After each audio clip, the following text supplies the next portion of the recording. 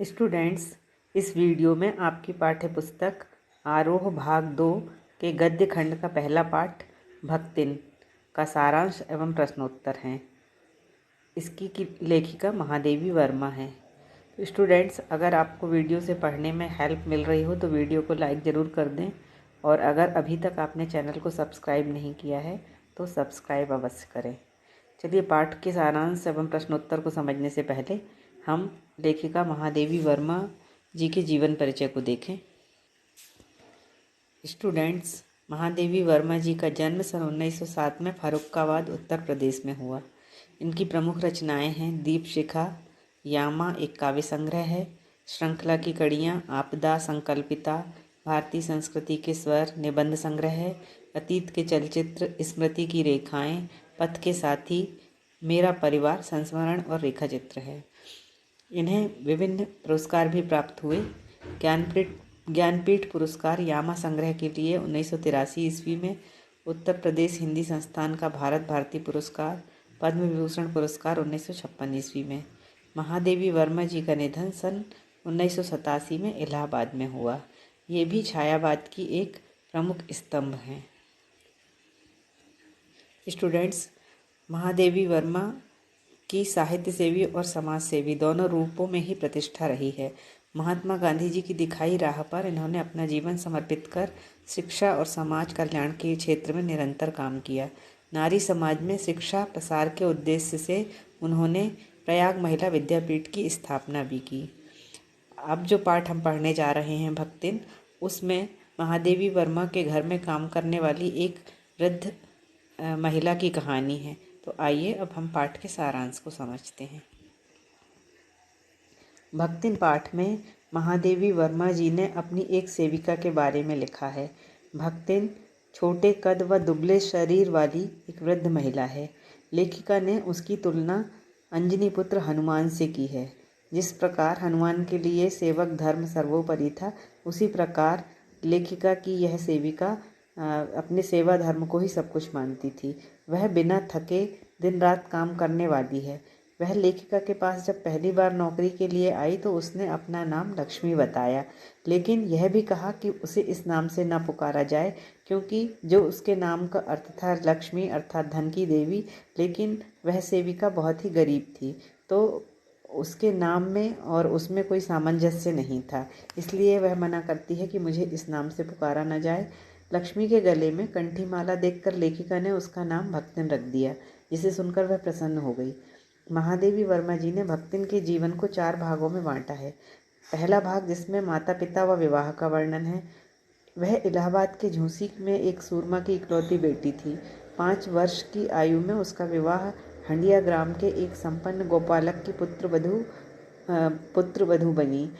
माता ने उसका गौना 9 वर्ष की आयु में करवा दिया।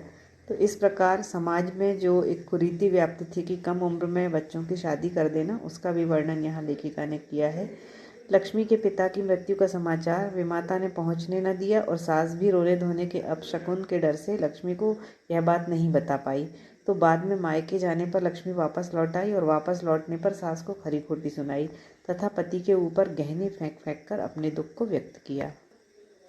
भक्तिन के जीवन का दूसरा भाग भी दुखद है। उसने एक के बाद एक 3 कन्याओं को जन्म दिया, तो सास और जेठानियों ने उसकी उपेक्षा करनी शुरू कर दी, क्योंकि पुत्रियों के जन्म को उतना अच्छा समाज में नहीं माना जाता था। दोनों जेठानियों के जो काले कलूटे बेटों को उन्होंने जन्म दिया था, उन्हें दूध मलाई खाने को मिलती थी। वहीं भक्तिन की बेटियां काला गुड़, मट्ठा, चना, बाजरा जैसा मोटा अनाज खाती थीं। लक्ष्मी का पति तो उसे बहुत प्यार करता था। वह गाय, भैंस, खेत खलिहान, फलों के पेड़ों की देखभाल करती थी। बड़ी बेटी का विवाह उसने धूमधाम से किया, लेकिन 29 साल की उम्र में ही दोनों बेटियों का भार डालकर पति स्वर्गवासी हो गया। किसी प्रकार भक्तिन ने दोनों बेटियों के हाथ पीले किए तथा बड़े दामाद को घर जमाई बनाकर रखा। घर जमाई मतलब दामाद को अपने पास घर में रख लिया। भक्तिन के जीवन के तीसरे भाग में भी दुख कम नहीं हुआ। उसकी बड़ी बेटी विधवा हो गई।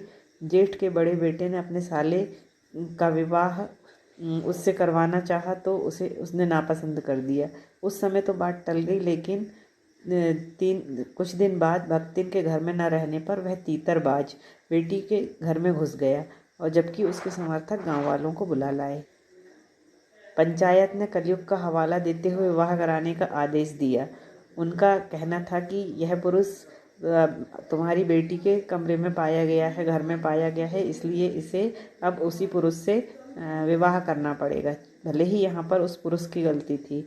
दामाद दिन भर तीतर लड़ाता था। तीतर लड़ाना एक बेकार का काम करता रहता था, एक तरीके से जुआ खेलता रहता था।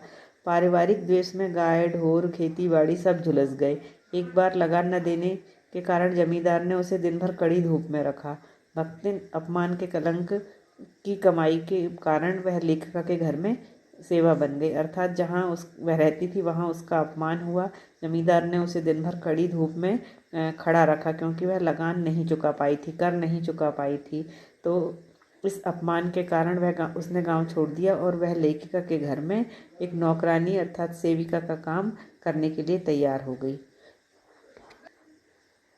भक्तिन के जीवन में चौथे भाग में घुटी हुई चांद को मोटी मैली धोती से ढके हुए वह लेखिका के घर प्रस्तुत हुई। उसकी वेशभूषा में वैरागी और गृहस्थ का मिश्रण था। वह तड़के उठकर नहा धोकर लेखिका की धुली हुई धोती को जल की छींटे से पवित्र कर पहनने लगी। भोजन के समय वह एक थाली में मोटी और चित्तीदार रोटी तथा गाढ़ी दाल उसने लेखिका को परस दी। भक्तिन बड़ी मेहनती, ईमानदार और सच्ची स्वामी भक्त थी। लेखिका की सेवा करना उसका धर्म बन गया था। भक्तिन का स्वभाव ऐसा बन गया था कि वह दूसरों को भी अपने मन के अनुसार बना लेती थी, लेकिन वह स्वयं परिवर्तित नहीं होती थी। यही कारण है कि वह लेखिका की उत्तर पुस्तिकाओं को बांधना, अधूरे चित्रों को कोने में रखना, लेखिका के लिए दही का शरबत और तुलसी की चाय बनाकर लाना, यह सब काम वह बड़ी खुशी खुशी करती थी। एक बार जब उसके बेटी और दामाद उसे लेने आए तो वह लेखिका को अकेले छोड़कर जाने को तैयार नहीं हुई।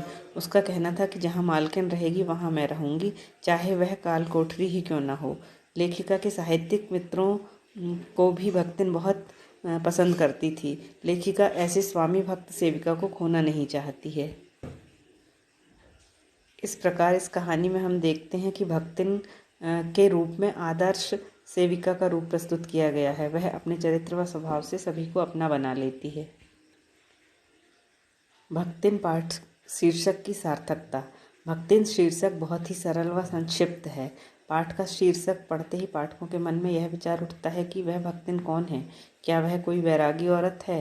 लेखिका ने स्वयं कहा कि भक्तिन के वेशभूषा में गृहस्थ व सन्यासी का सम्मिश्रण है। वह एक ग्वाला की कन्या थी।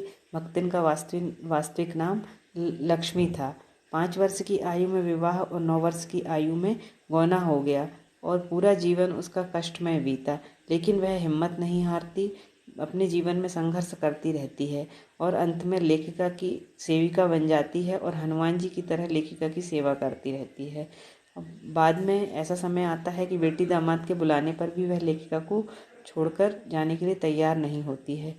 वह लेखिका की सेवा करने में खुश रहती है और उसे अपने जीवन का परम धर्म समझती है।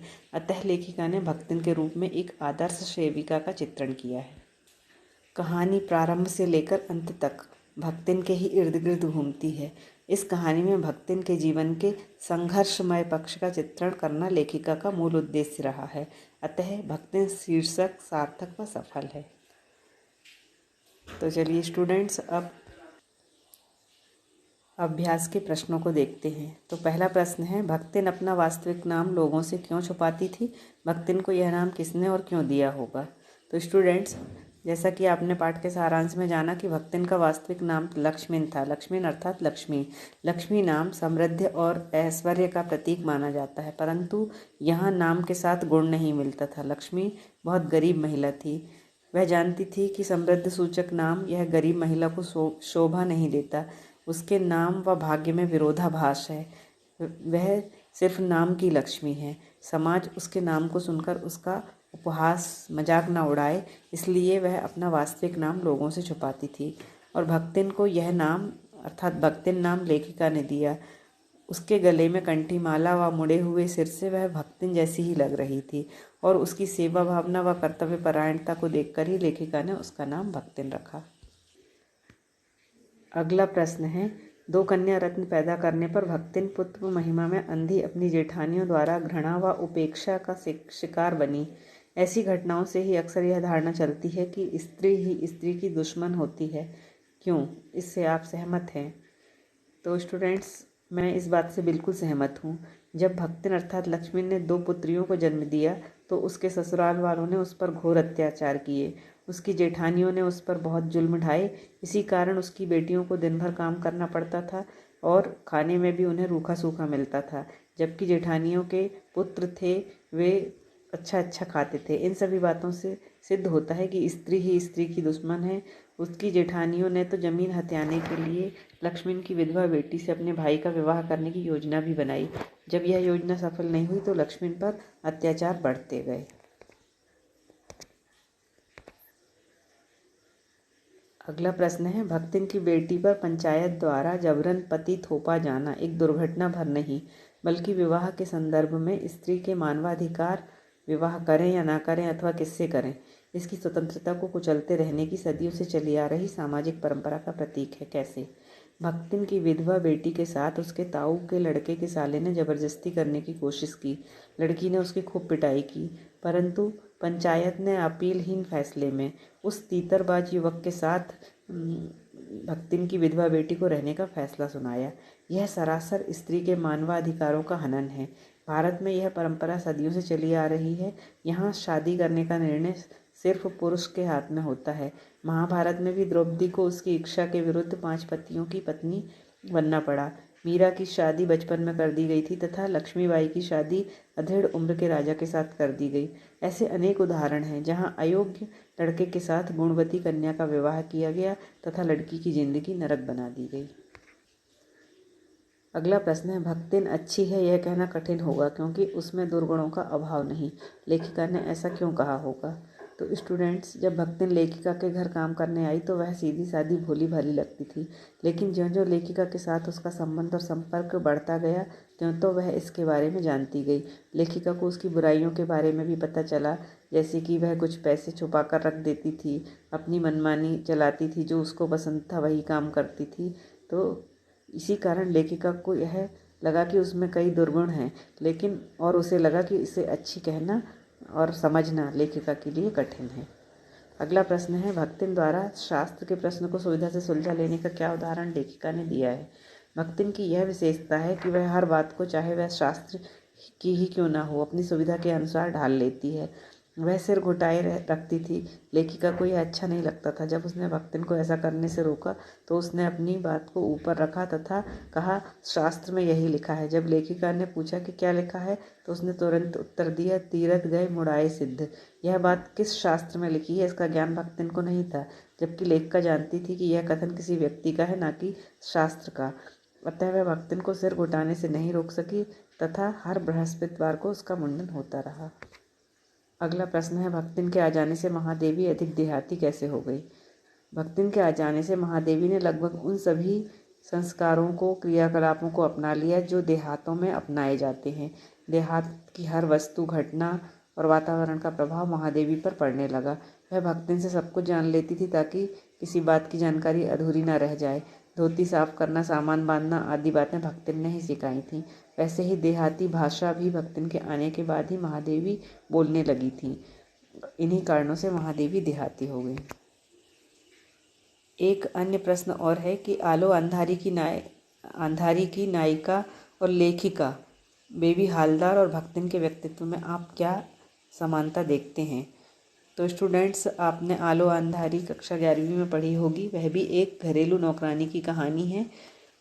उसकी समानता हम भक्तिन से कर सकते हैं क्योंकि भक्तिन भी एक घरेलू नौकरानी है जो लेखिका के घर में काम करती हैं, और दोनों का ही जीवन बहुत संघर्षमय रहा और दोनों ने ही अपने अपने मालिकों की बहुत सेवा की और संघर्षपूर्ण जीवन में उन्होंने आत्मसम्मान को बचाया।